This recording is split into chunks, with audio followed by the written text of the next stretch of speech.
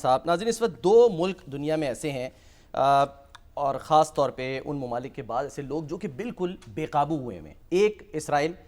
جس کا ہمیں پتہ ہے کہ کس طرح سے اس نے بربریت جو ہے وہ جاری رکھی ہوئی ہے غزہ میں، نہ صرف غزہ میں بلکہ جو دیگر اسلامی ممالک ہیں وہاں پر بھی حملے کر رہا ہے۔ پچھلے ہفتے اس نے دوحہ پر بھی حملہ کیا۔ اب ایک طرف ہم دیکھ رہے ہیں کہ اسرائیل کو نکیل ڈالنے کی ایک کوشش کی جا رہی ہے، اور اس وقت بھی قطر کا جو دارالحکومت ہے دوحہ، وہاں پر ایک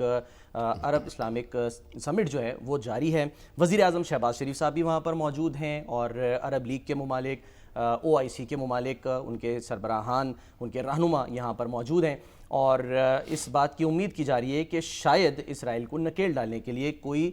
بات کی جائے، اور بات سے بڑھ کر کوئی اقدامات کیے جائیں، کیونکہ اسحاق ڈار صاحب جو کہ نائب وزیر اعظم ہیں، وزیر خارجہ ہیں، ان کا یہ کہنا ہے کہ اگر کوئی ٹھوس جو ہے اقدام نہ کیا گیا تو پھر یہ افسوسناک ہوگا، کیونکہ 2 ارب لوگ جو ہیں وہ اس وقت اس اجلاس کی طرف دیکھ رہے ہیں۔ تو دیکھتے ہیں کہ اس اجلاس سے کیا آتا ہے، اور شامی صاحب سے بھی جاننے کی کوشش کریں گے۔